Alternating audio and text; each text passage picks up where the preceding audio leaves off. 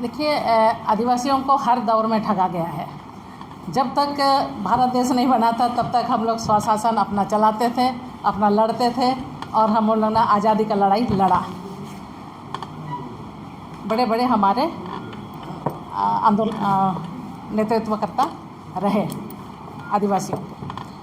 अब सवाल उठता है, जब हम भारत देश बनने के बाद हमारा 5वां अनुसूची बना, उसके बावजूद हमारा अपना शासन व्यवस्था था जो विल्किंसन रूल है और जो है एसपीटी एक्ट है, सीएनटी एक्ट है, को 5वां अनुसूची में डाला गया। और उसके अलावा भी जब बिहार में थे तब यहाँ बिहार पंचायत राज अधिनियम आता है, वहाँ पर भी हमारे 2 नायक ने इस पर कानूनी लड़ाई लड़ा और लड़ने के बाद हमारा पेशा एक्ट बनता है 1996 में। पेशा एक्ट बनने के बाद जब हमारा 1997 में ये स्वयं लागू होता है, ये पेशा कानून में लिखा हुआ है तो लागू है। उसके बावजूद भी जब झारखंड अलग राज्य बना तो हम लोगों के बीच में झारखंड पंचायत राज अधिनियम तोप दिया गया। ये तो सभी हमारे जो चुना गया जो विधायकगण है उन्हीं को बनाना था।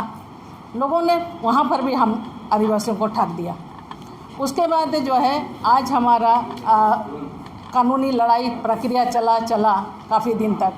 उसके बाद जो है हम अभी जो 2024 में फिर हम यहाँ पर जो है फिर से कानूनी लड़ाई लड़ा जाता है वाल्टर कंडुलना जी और रॉबर्ट मिंच के द्वारा। तब वहाँ पर डिसीजन नहीं, आदेश आता है कोर्ट का कि नियमावली बनाइए 2 महीने के अंदर, तो वहाँ पर भी नहीं बनता है। उसके बाद पंचायत राज अधिनियम के पंचायत राज विभाग के तरफ से फिर जो है आपका झारखंड पंचायत राज अधिनियम के तहत ही नियमावली बनता है। तो यहाँ हम लोग जो है ये संगठन हमारा जो आदिवासी क्षेत्र सुरक्षा परिषद यहाँ विगत जो है 24 दिसंबर जो पेशा दिवस के दिन से विरोध करना शुरू करते हैं।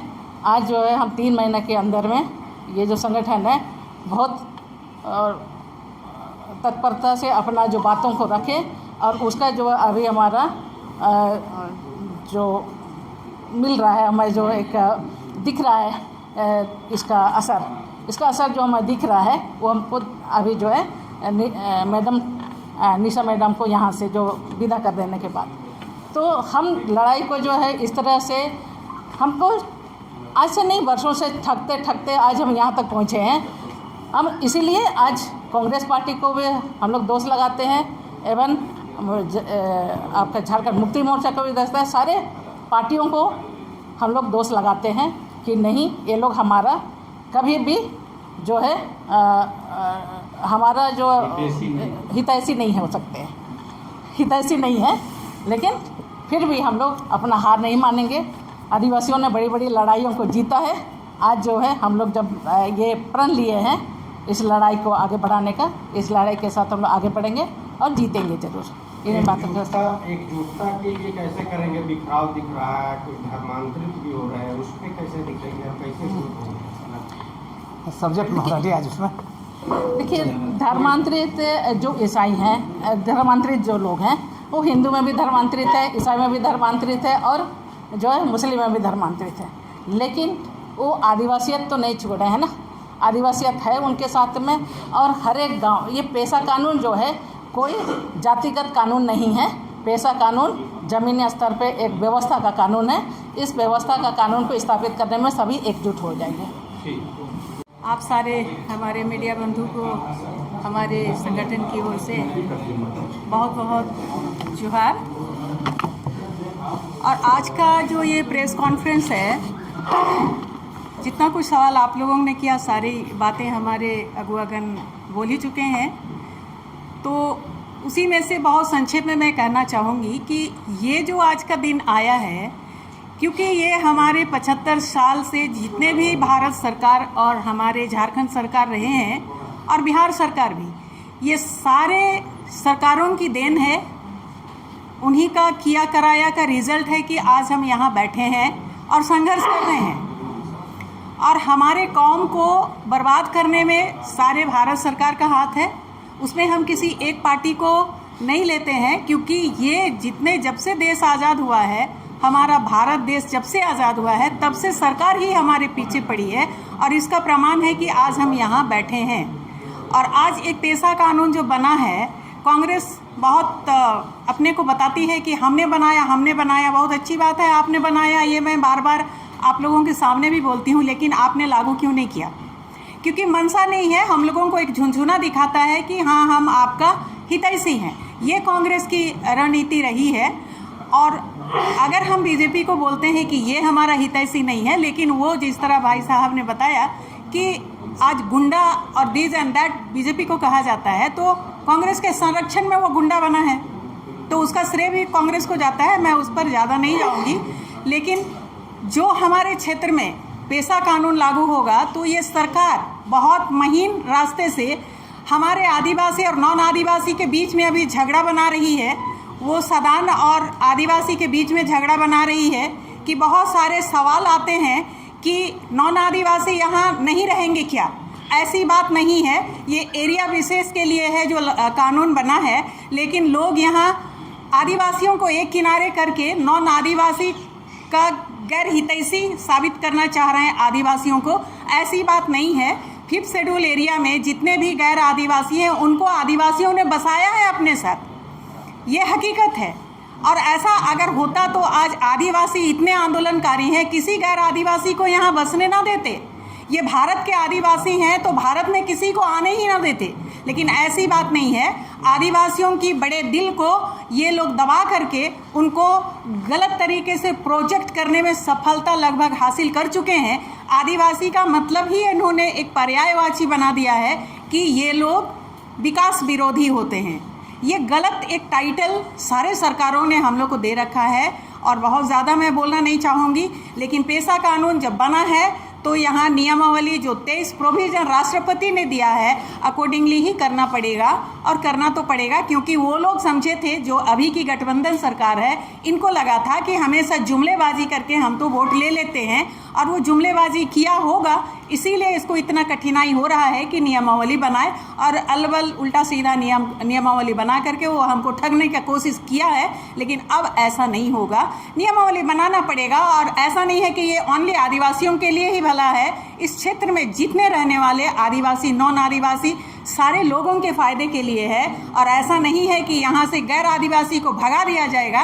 एक नैरेटिव ये लोग बना रहे हैं कि गैर आदिवासी को भगा दिया जाएगा, ऐसा बिल्कुल भी नहीं है। और एक रांची जिस तरह से लूट रहा है, मैं बिल्कुल इस पर बात करूँगी। यहाँ के जो विधायक हैं CP सिंह जी, वो दीकू हैं, और यहाँ के MP वो भी दीकू हैं। और रांची में आदिवासियों का जो ज़मीन लूट हो रहा है, रांची जिला में, रांची विधानसभा में, रांची लोकसभा में, और ये लोग बिल्कुल भी उसको ध्यान नहीं दे रहे हैं। बल्कि कभी भी नहीं बोला इन्होंने कि यहाँ का जल जंगल ज़मीन जो आदिवासियों का है, उस पर कभी भी इन्होंने बात नहीं किया।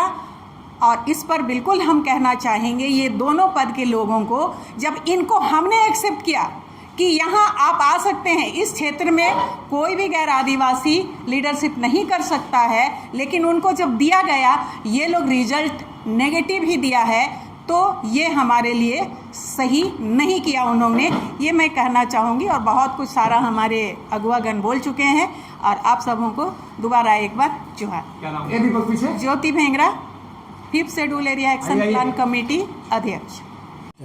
सबों को जोहार। पेशा कानून के संदर्भ में मैं 2-3 चीज़ें अपनी तरफ से जोड़ना चाहता हूँ। ऐसे ग्लासन डुंगडू ने बहुत सारी चीज़ें कही हैं, लेकिन एक कानून जो कि लगभग 30 साल पहले, आप समझ सकते हैं 30 साल पहले, जिसका अधिनियम पारित हो चुका है संसद का, और उसकी एक नियमावली नहीं बन पाती है, ये बहुत आश्चर्य की बात है। और वो भी तब ऐसे स्थितियों में जबकि सरकारें अपनी हैं और वो सरकारें अपने मैनिफेस्टो में सबका डिक्लेयर करते ओपनली, फिर भी आम जनता को, हम जैसे लोगों को उस पर एक केस दायर करना पड़ता है। और केस दायर होने के बाद हमारे पक्ष में आता है कि पेशा की नियमावली बनवाइए, फिर भी नहीं बनती है। फिर कॉन्टेम्प्ट को कोर्ट का कंटेम्प्ट अवमानना केस भी चलता है, उसके बाद भी नहीं बनता है। तो ये सारी चीज़ें क्या दिखाती है, बहुत ये दुर्भाग्य है, ये विशेष करके झारखंड को लेकर के। अचानक 24 तारीख को, 24 दिसंबर पिछले साल, एक आता है पेशा दिवस मनाने का। सब कुछ चकित रह जाते हैं, इतना तो कुछ नहीं हुआ है इतने सालों में, 24 सालों से, 28 सालों से, और अचानक पेशा दिवस क्यों आ रहा है भाई।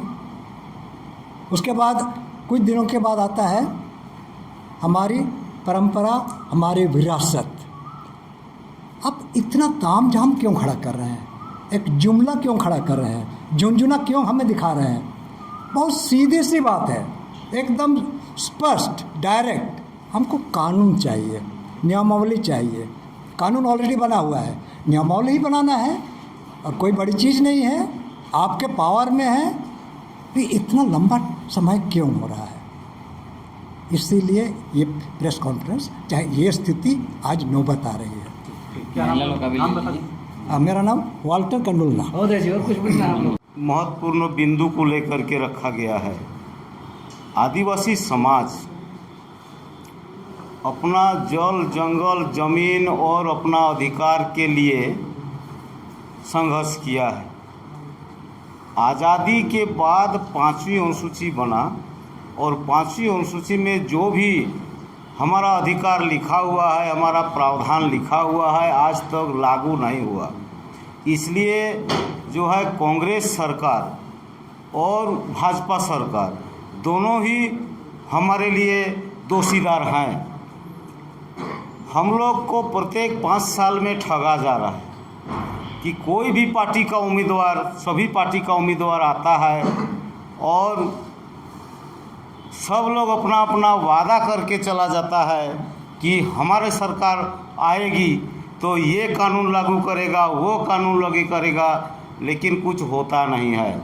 आज पेशा अधिनियम बन के आज 28 साल हो गया। 28 साल में कहीं पर चर्चा में भी नहीं लाया विधानसभा में। और इस बार जो 1 महीना का विधानसभा चला, इसमें भी जो है एको शब्द कोई भी विधायक, हमारे आदिवासी विधायक हो, आदिवासी मंत्री हो, कोई इसका चर्चा नहीं किया। तो बड़ी दुख की बात है। इसलिए जो है आदिवासी समाज अब केंद्र सरकार को देखेगा, न राज्य सरकार को देखेगा। अपना ग्राम सरकार को मजबूत करने के लिए, हमारा स्वशासन व्यवस्था को लागू करने के लिए हम लोग ने एकजुट हो रहे हैं। कल के दिन अगर ये अबुआ सरकार बोल रही है, अबुआ सरकार नहीं है, ये पूंजीपतियों का सरकार है। अबुआ सरकार होता तो जो है अबुआ मतलब हम लोग का सरकार, अगर हम लोग का सरकार ये होता तो हम लोग का बात को सुनता। आज 4 महीना से जो है हम लोग दहाड़ रहे हैं कि पेशा नियमावली 23 प्रावधान के साथ लागू करो बोल के। ये हर सभी लोग लगा हुआ है, पक्ष के लोग भी, विपक्ष के लोग भी। भाजपा विपक्ष में है और कांग्रेस जेएमएम का गठबंधन सरकार पक्ष में है। कोई मंत्री, कोई विधायक, कोई सांसद, कोई ऑफिसर बोल नहीं रहा है। इसलिए बड़ी दुख की बात है। अब जो है ये अभियान जारी है। सरकार अगर नहीं सुनेगा तो हमारे गांव में हमारा राज, न लोकसभा न विधानसभा, सबसे ऊंचा ग्राम सभा चलेगा। हमारे ग्राम सभा में स्वशासन व्यवस्था है, उस स्वशासन व्यवस्था के आधार पर हम अपना गांव चलाएंगे। हम प्रशासन की दबाव में नहीं रहना चाहते हैं, नहीं रहेंगे। यही आह्वान है हमारा झारखंड ग्राम सभा सुरक्षा मंच की ओर से और आदिवासी क्षेत्रों सुरक्षा परिषद की ओर से। और इस संगठन में जुड़े जितना भी इस संगठन के साथ जितना भी घटक दल हमारे जुड़े हैं, सभी का आह्वान है, हमारे गांव में हमारा राज, हमारे गांव में हमारा सरकार होगा। लोकसभा न विधानसभा, सबसे ऊंचा ग्राम सभा होगा। हमारा संसाधन को जितना लूटना था लूटा, और हमारे संसाधन को लूटने नहीं देंगे।